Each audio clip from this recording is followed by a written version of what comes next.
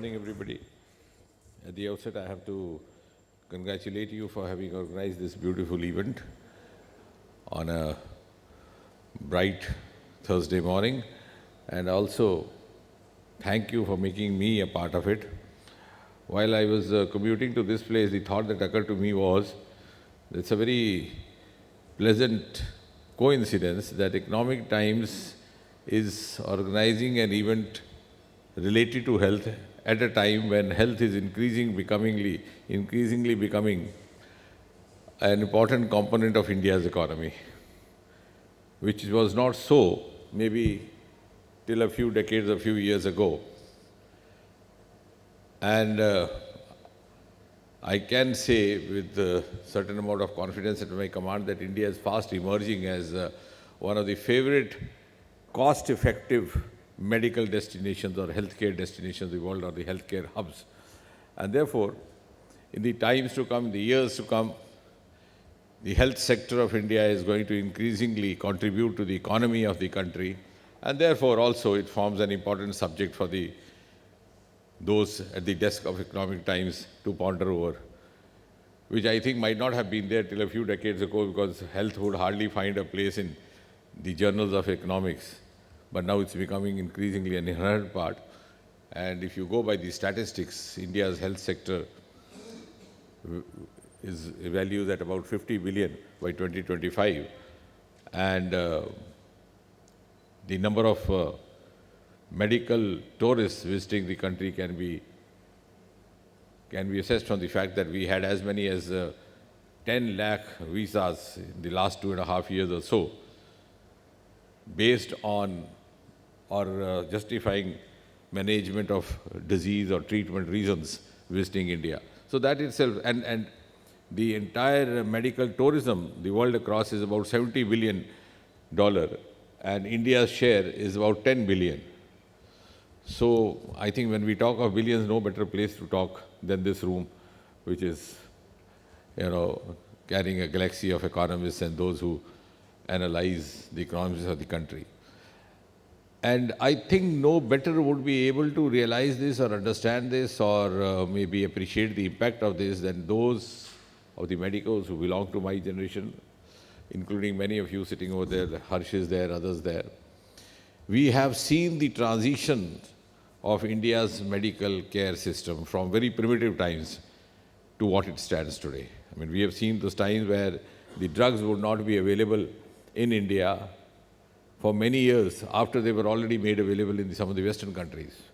For example, in the penicillin, which was said to be the queen of drugs and the first ever antibiotic, came to be used somewhere in the Second World War. But in India, it came only by about 1950. And then the first line tuberculosis drugs like streptomycin, etc., were there in the early 50s all over the world, around 1951-52. But we were still depending on the sanatoria treatment, fresh air and hygiene and all those things, and we had very fanciful sanatoriums built all across the country, including one of the Asia's best ones in Tamram, Chennai. So we were always lagging behind as far as our management update was concerned, which does not mean that there was any lack of human resource or lack of capacities or lack of capabilities. But maybe the world was evolving in such a manner. Similarly also, when for many years in this country, going back again to antibiotics, we had penicillin only in the injectable form. And one of the earliest synthetic antibiotics or synthetic penicillins which became available to the world was called ampicillin. And the patients in late 60s would be prescribed that if they could afford getting ampicillin from the nearest destination being London. So that is the scenario India has gone through. Only later on it became available. But now that gap is over. And it's a very pleasant coincidence also that under Prime Minister Modi, we've taken a quantum jump. We are now in a position where we are not only having the same armamentarium for management which is available in the rest of the world, but we are also providing it to the rest of the world.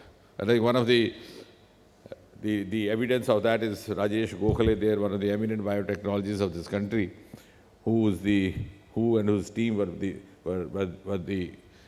the brains behind developing the first ever DNA vaccine, which was not only used on the Indian subject, but it was made available in several other countries in the world. So over the last 50, 60 years, it has been an amazing journey, an incredible journey, which possibly was beyond anybody's comprehension. At the same time, there has been a whole lot of a change in the disease spectrum. Earlier on, when I was talking of the times when we were a little behind the rest of the world, the Western world, as far as our availability of antibiotics is concerned, the irony was that this was actually the country which was needing the antibiotics the most. Because we were confronted by tropical disease, all sorts of infection diseases, right, beginning from Kala Azar to cholera to tuberculosis and leprosy and sexually transmitted disease. But we were not having the kind of drugs that we required in spite of the disease spectrum being heavily tilted that way. And therefore, but as I said, the human resource was tremendous. I don't know how many in this room would recall that what you use today as the ORS was actually developed in India, in the then East Bengal, which is now part of Bangladesh, after the epidemic of cholera broke out somewhere around mid-40s, and they didn't have any other drug to take care of, and didn't have enough of hydration facilities, so they would put a whole lot of water in a tub, put some soda, some common salt, and then feed it. So it came to be known as Dhaka mixture to begin with. So if you read some of the books of the 50s, they would describe it as Dhaka mixture. And gradually it graduated and, evolved to the next level and became institutionalized. So that was the kind of state of affairs when we needed the drugs we needed the most were not available here. And now that the disease spectrum changed somewhere after 1980s, when I would say there was more of a generalization or universalization of the disease spectrum. Earlier on, India being a peninsula in itself, a subcontinent in itself, also had a variable disease spectrum. For example, metabolic disorders like type 2 diabetes mellitus, etc., were known to occur more in the south than in the north. And duodenal ulcers and the obstructive lung disease more in the north. So that way. But now, shall I say, the democratization has happened in the true manner, even in the medical diseases. Not only that, till about 1980s or maybe by the time we touched 1990, we didn't have much of the problem of the challenge of the non-communicable disease. But then suddenly we had an upsurge of the coronary artery, the diabetes mellitus, and some of the authors fancifully described it as India stepping into a civilized world, because they were known to be the disease of the Westerners, so of the affluent. But maybe we also were now in the same league. But by that time, we are already in a position where we could afford the kind of tools that were required. So that is now the difference. In fact, I don't know, many of you may not be aware because this is part of their specialized area. The GDM guidelines, the gestational diabetes mellitus management guidelines, which are being prescribed by the WHO, were actually developed and formulated in India by a group headed by Dr. Seshaya, which I was also a member. So we have actually taken a lead, not only developing new drugs, new tools of management, but also in developing new regimens of treatment. And that is why we are being successful in adding to our economy. The other part is the cost effectiveness, which I said makes it very economically viable. You will be amazed, we have almost all the medical devices being developed in India today. We are among the 5 countries in the world, globally ranking, who are ahead of others in the manufacturing of medical devices. Besides India, the others being the USA, China, Japan, Brazil. But compared to the other four, the cost of our medical device is just about one-third. In some cases, just about one-fourth. And thanks to Prime Minister Modi, he placed an embargo on the cost of the cardiac stents. Then he also came out with the medical devices rules 2017. And that is what makes India an attractive destination for medical management. And that's why I said we are going to be an important subject in the columns of Economic Times in the times to come, which possibly was not there earlier. The other part is that COVID has been a great reckoner, though of course every adversity is accompanied with a virtue, a certain advantage also that came with COVID. But it made us realize more than one aspects of our scenario and of our role in the community of world nations. It gave us a realization of the intrinsic capabilities that our medical fraternity had. Overnight, we were ready to treat a disease which had taken us by surprise and for which our medicos were not trained. The other day, while speaking to a group of these medicos at the AIMS, I said, teachers of my generation are actually guilty to an extent that we devoted most of our teaching time to non-communicable diseases, believing that the communicable diseases were no longer prevalent and you wouldn't have to deal with them clinically. And rightly so, because when I joined my clinical classes way back, the dictum used to be, if you read syphilis, you read medicine. Because syphilis would start from primary stage as a chancre, then go on in the secondary stage, affect the skin, then go on to the tertiary stage, affect neurosyphilis, etc. So you read the entire textbook. But by the time I finished my post-graduation and I started teaching the postgraduates, the dictum was, if you read diabetes, you read medicine. Because it will affect your nerves, your kidney, your heart. And therefore, the priority of teaching also had undergone change. But hats off to our medicos, particularly the younger ones, the residents, who overnight oriented themselves to meet this challenge. COVID also made us realize the virtues of integrated approach. And mercifully or thankfully, long before COVID had arrived, Prime Minister Modi had introduced a separate ministry of Ayush. And that decision itself got vindication, I think most illustrious vindication through COVID. And those of the Westerners or some of the cynics who would not like thinking about anything other than allopathy or would look at other systems of medicine with a certain amount of contempt were seen frantically looking for immunity boosters in the Indian systems of medicine.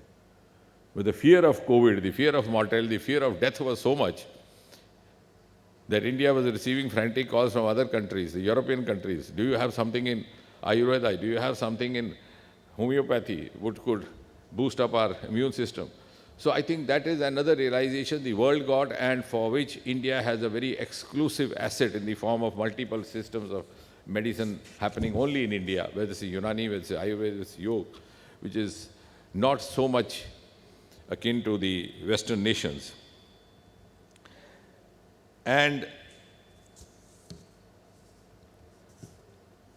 I think for once, because that is also going to have a futuristic implication, India or Indian mindset at the social level started thinking of preventive medicine. I mean, this is not very close to our behavior and doesn't come naturally to us. Because in India, even if you fall ill, you hardly go to doctor. So the semi-urban areas where I came from, if you fell sick, it was God's will. If you survived, it was your good karma of the last birth. If you died, it was your bad karma of this birth. So the management was so simple. And Indians by habit don't go in for vaccinations or preventive care or anything of that sort. But COVID suddenly, the fear of death made us realize that. Suddenly we also realized the virtues of those working in the area of biotechnology, because biotechnology was one area where we just had about 50 startups before 2014. Today we have more than 5,000 or 6,000, and we are going to touch much more. And the bioeconomy of India was just about $10 billion till about 8 years back, stands about 80 billion, is going to be 150 billion by another few years. And that is also going to contribute. So all these integrated medical components going to be part of India's economy in a big way. And this preventive part also has, because then also we can engage in some kind of an interaction, has an importance because when we look at both India's growth, India's progress, India's economy over the last quarter of a century, which Prime Minister describes as the Amrit Kal, before 2047 when India turns 100, it is the preventive care which is going to make all the difference. More so because India today has 70% population below the age of 40. And that is a huge resource pool of youth energy which is going to lead India ahead of others.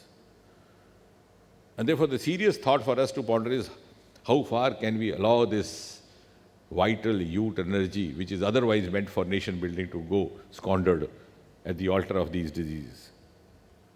And when I say so, the medicos will bear me out. We are confronted with the challenge of metabolic disorders happening at the young age. The biggest challenge being the type 2 diabetes mellitus at young.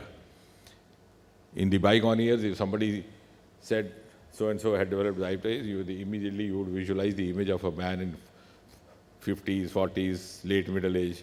Now you have the second, third decade. Disorders which would otherwise have happened later. There may be many other reasons for that. I'm not going into that because that is a subject of a medical symposium. There could be lifestyle factors, there could be physical factors, there could be environmental factors. There could be also breakdown of the rural-urban divide happening. So this pan-India phenomenon of these. But any medicine-knowing person would understand and appreciate that if, for example, if you get type 2 diabetes mellitus at the age of 30 and you expect to live for another 60 years or 70, 40 years or 50 years, because the lifespan is also increasing progressively, then it becomes an added responsibility to protect your organs for the rest of the lifespan. Now, if you are already getting it in the terminal years of your life, then by the time the organs tend to get affected, the lifespan is over.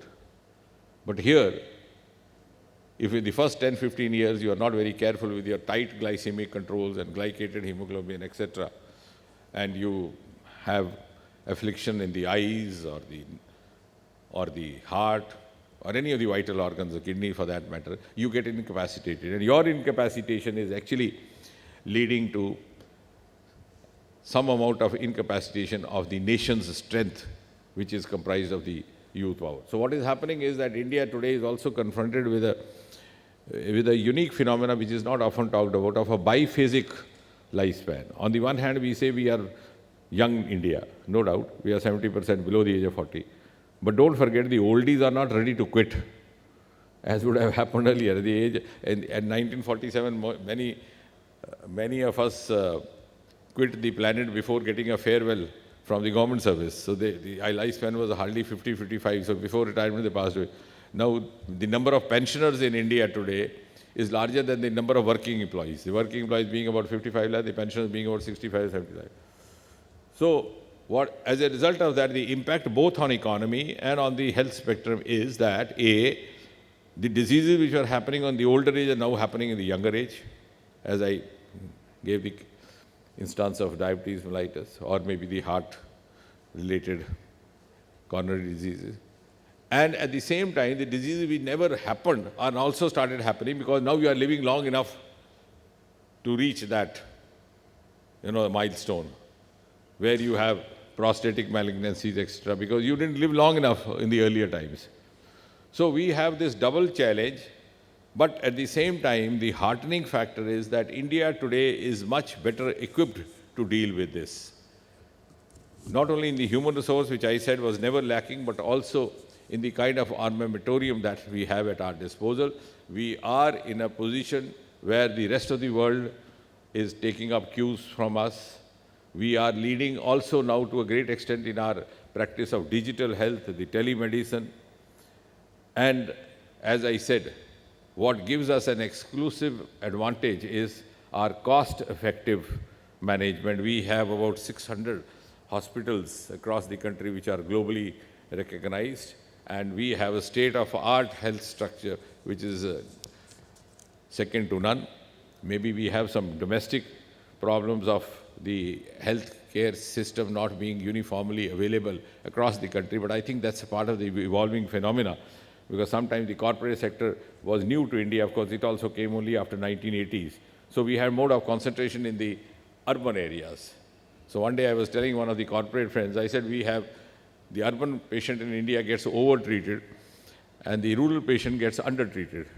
So he asked me, because he's a well-known person, all of you know him. He said, what does it mean? I said, it means somebody walks into your chamber with an itch on the chest. He'll walk out of the chamber with a stunt in his heart.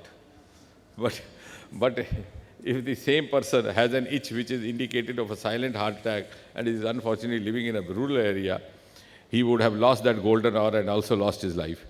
But there are number of options which could take care of this. We have also put across certain suggestions, and I'm sure the manner in which the private and the public sector are getting together, because the age of working in silos is over.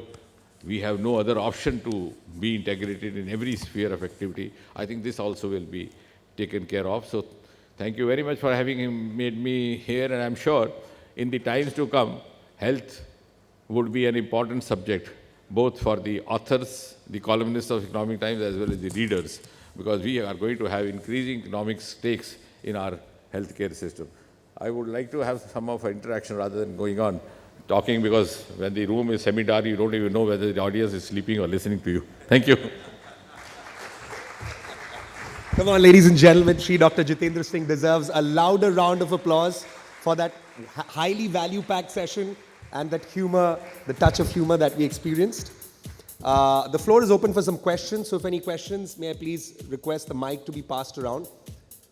We certainly want to milk the max out of him in terms of the knowledge and wisdom that we can gain. So there you go, we're ready for the question, sir. Hello. Can we please request the house lights to be turned on a little more? Yes. Hello, sir. Good afternoon. I'm Monica. I'm from Volters Kluwer. So I have my question from you is how government is, what are the initiative government is doing to create the awareness among people who are very scared of entering bigger hospitals and ready to, just ignore the symptoms, be it any symptom. Specific, and it's not only in the rural part of the country, even for the urban parts also, people have a fear for entering the corporate hospitals. No, fear because of the pocket being shelled out, or? No, because of the lot of things they are hearing. As you said, that anybody is entering with a itch, he'll be end up so with a step. that's what you mean, that they fear that they would be subjected to avoidable or not required management regimens just for commercial purposes. So that's, in the simple word, that's what you're trying to say. I think that is because, see, we evolve as a society. So all of us children of the same society, the patient as well as the doctor. So we share the common virtues and vices. So we can't be blaming each other. But since we are part of an evolving society, because corporate sector in medical management is relatively new to India. Till about 1980, nobody could ever visualize a private medical college in this country. And more so in the private sector, it started with Apollo and then one after the other.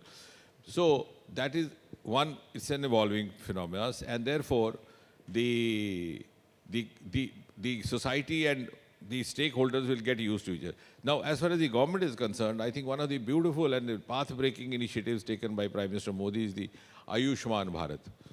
So that is what partly takes care of what you are referring to, the commercial part of it. I know how many of us realize that I don't think anywhere in the world, because I have been practicing for almost 3 decades before I came into this, you have a health insurance company which would insure a person who is already disease afflicted. So you have to get yourself insured for a heart disease, you have to first prove that your heart is disease free. And even if you suddenly, God forbid, have an attack of myocardial infarction and tomorrow you make a claim for the insurance company tries its best to prove that you had a disease already, you camouflaged, you did not reveal, and therefore they try to deny it. But here is a insurance company where you can get yourself insured after the disease has been detected. Suppose today malignancy gets detected, the individual can get himself insured the next day. And the benefits are so easily forthcoming. So there are a lot of, and then secondly, reduction in the prices of the medical devices, the cost effectiveness, the medical rules in 2017, because otherwise you have to live up to the benchmarks and the criteria parameters laid down by the Western agencies. So a whole lot of ease of business is also coming in, ease of management coming in, ease of reimbursement coming in, because now with this Ayushman card, you can go across to most of the hospitals across the country. It was not so. Earlier on, if you were, in the earlier days when you had that card of authorized medical practitioner seeing you, you had to actually notify which clinic were you, following up for your disease. So if you felt suddenly sick elsewhere, you won't get the equal kind of enumeration. So I think a lot of simplification and technology has come in to the rescue. So that has also made things easier. Thank you, sir. Good morning, sir. It's wonderful to hear you speak. I'm Dr. Joseph from Kerala. I know sir is an eminent diabetologist and former core member of the RSSDI. Sir, as you are aware, now is the era of incretins and the newer drugs like SGLT2 inhibitors and degludec insulin. Is the government of India doing anything to subsidize the cost of those newer medications so that the poorer diabetes patients benefit, like done in Tamil Nadu? I think most important, thanks for reminding me that I'm part of the RSSJ core. Actually, the matter of fact is that many of us grew up with RSSJ, which was founded by Professor M.M.S. Ahuja and Sam Moses. And then I exhausted all the office bearer posts, and now they have kicked me up, made me patron. Because just like, they push up the grandfather, has his name on the card. All the executive power lies with the parents, and the choice of bride with the bridegroom. So thanks for that. It's been a very close association, of course. And Kerala was very active in that. Professor Jay Kumar was there. Yes, sir. And now he's gone to Amrit. So convey my regards to him. I was there in Trivandrum day for yesterday. Oh. Now, see, already one of the major decisions taken by the government was to have universal testing of the blood glucose levels, providing glucometers at all the health centers. So, which means the realization is there. Earlier on, it was not there at all. I remember way back, I think, when Dr. C.P. Thakur was the health minister. So, we were very active in this, in this diabetology, both as practitioners as well as activists. So we met him, and I had done a paper which got published in JAPI then, the economic burden of diabetes, because I came across patients who would skip their medicine every 2 days in a month or 2 days in a week. And the young resident would scold him, कि दवाई नहीं खानी थी तो हमारा time ज़ाया करने क्यों आए? So then I would quietly call the youngster and tell him, see, India, an Indian common man is very self-respecting. So he is too embarrassed to tell you that he can't afford it, but that's the fact. So we did this paper, Economic Burden of Diabetes, and Dr. Thakur was quite, appreciative of it. He said, you do some more work on this. By the time we went back, the minister had changed, and the next dispensation was not much interested in this burden. So what I'm trying to say that here, luckily, we have a political dispensation headed by Prime Minister Modi, who is open to not only ideas, but if convinced, he also lets you take path-breaking decisions or break the taboos of the past. So I think gradually the government is moving in that direction. The cost effectiveness in the insulins also is happening. In fact, the cost has gone down also, otherwise also tremendously. And even the Indian houses are coming out with insulin. There were a few earlier which shut down. I think Biocon has sustained. So I think gradually this is going to happen. This is part of their overall scenario undergoing a change. Happy to know that, sir. Thank you. Thank you, sir. So, sir, good afternoon. Arun Modi this side from Cure Health. It's always pleasure to hear you. I've heard you a lot of times earlier. There's been a paradigm shift in medical, in healthcare in India, where we see from the earlier days to today's scenario, and we say that this is towards the benefit for the country. So, a very basic things over here, which government of India is doing up definitely under leadership of Mr. Modi. But as you rightly said, the technology has taken the front step today's scenario. So wanted to know the AI and the digital, because this is the two things we all keep talking about nowadays in the situation. So what is the government of India is trying to do in these two aspects to minimize the gap from the urban and the rural sector in India? No, I think you can't leave everything to government. Just as Mark Twain once said, economics too serious a subject to be left to economists alone. And I think the editorial board of the Economic Times would appreciate that better than anybody else. So everything can't be left to government, but of course government is ready to partner in this, evolution. And what was your earlier point? The first point, what did you make? So the AI and the digital part. See, now AI is going to happen. It's already, become part of it, regardless of whether government pushes it or not. The challenge now would be how much to human eye to be accommodated in that. And in certain ways, if you have a very healthy combination, it does help. I'm not going into the other areas, but even if you see the health sector, for example, only recently, because I usually like to spend time with the boys and girls, youngsters every day, because they, have a lot of potential bright ideas. A group of boys has developed an app for telemedicine, where the patient has the liberty to narrate his complaint in any language. You can speak in English, you can speak in Hindi, you can speak in Tamil, you can Telugu, Punjabi, anything. And the doctor on the other side is able to understand. Now this is something which was not there earlier. Though it was also a cultural advantage to us, because I have worked at least 2-3 different regions. So when I was working in South, I could speak Tamil. When I went out, I could speak Punjabi. When I went down, so that was different. But now that handicap would be over. So that will be filling up the gaps. The doctor sitting on the other side, you can't even make out this is a robo-doctor. A beautifully dressed doctor sitting on the other side, responding in the same language that the patient has spoken and connecting him or her to the concern. So this is now becoming a part of the norm. When it becomes a part of the norm, it will become essential, both for the private sector as well as the public sector, to follow it. As you said, the changing scenario has changed. And then the teaching would also change. The rural-urban factors would also become different. Like, for example, certain diseases didn't happen in the rural areas earlier. Why? Because their eating habits were different. Now, why not? Because they are eating the same tinned food.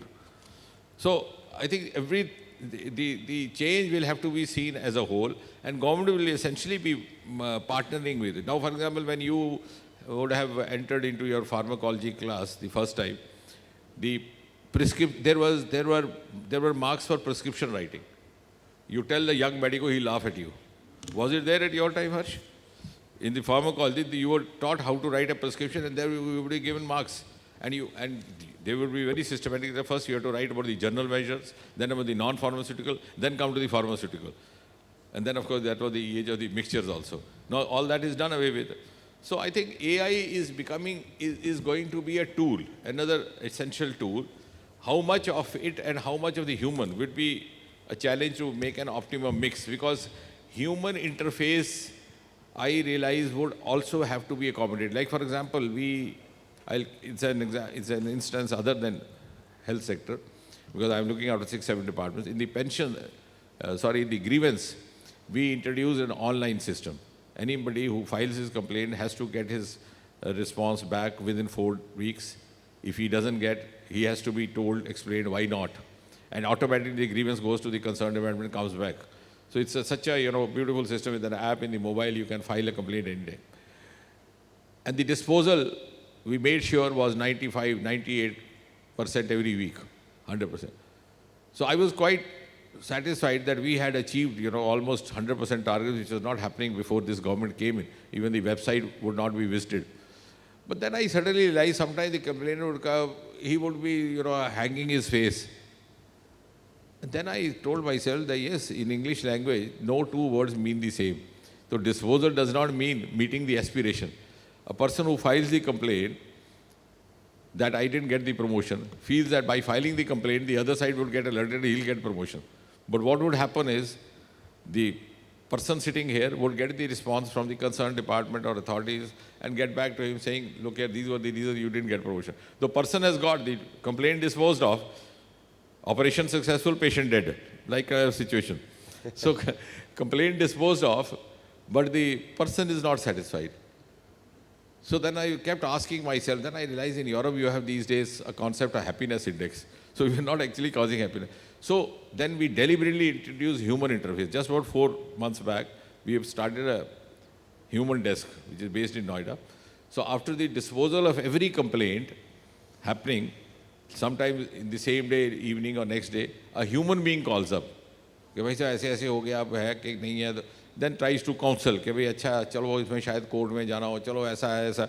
So I think that optimum balance between the two is something which has to be worked out, which is a challenge for all sections of society. Sir, thanks for the insight. Just a small thing to tell over here. As you said, not only the government, the corporate like us also has to take initiative. And today's scenario, almost the corporates have taken the initiative for this, for the development.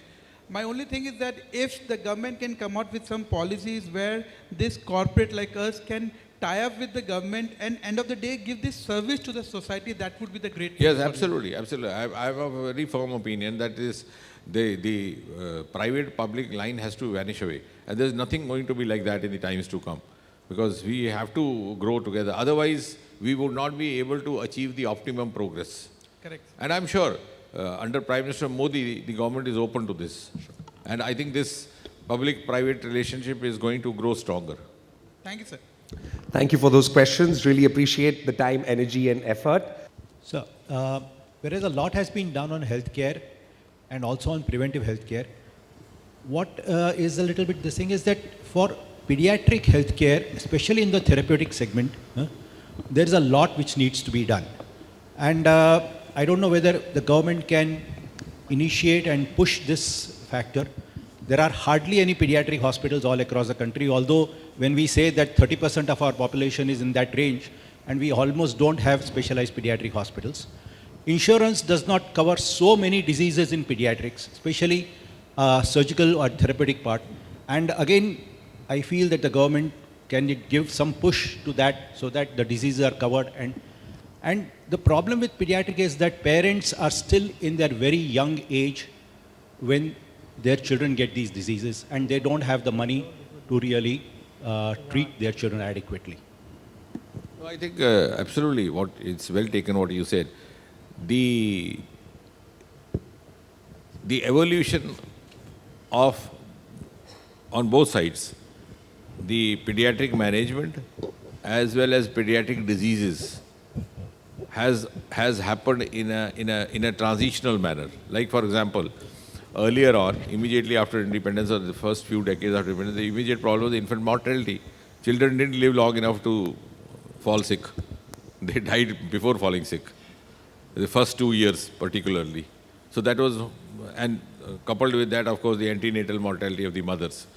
So now we have gone to the next level. We've gone to a level where the children have begun to survive. There's more of, care available for that. And then they are also getting disease. The other part is the disease spectrum also in children has changed. Earlier on, you had more of, disease like scabies and other things happening in children. Now they are into more sophisticated kind of also. And as far as the management is concerned, I agree with you. Earlier on, we didn't have even the pediatric hospitals. Now we are getting super specialized pediatric courses. Like in endocrinology, you didn't have pediatric endocrinology earlier. You have cardiology, you didn't have pediatric cardiology. In anesthesia, you are having pediatric cardiology. So I think this evolution is happening universally. And since India was slightly lagging behind the earlier, so it will gradually happen. And I agree with you, more number of diseases being covered in the insurance cover is actually a phenomena which is a continuous phenomena. So more and more, like for example, even in the disability diseases which were covered for the quota in the government services was very limited till a few years back. Every 3 years you go on adding these. Autism is one latest addition, thanks to that Amir Khan movie. So as the awareness rises, The government is open, and the awareness is equally affecting the government as well as the society. So I think this cover will also go on increasing.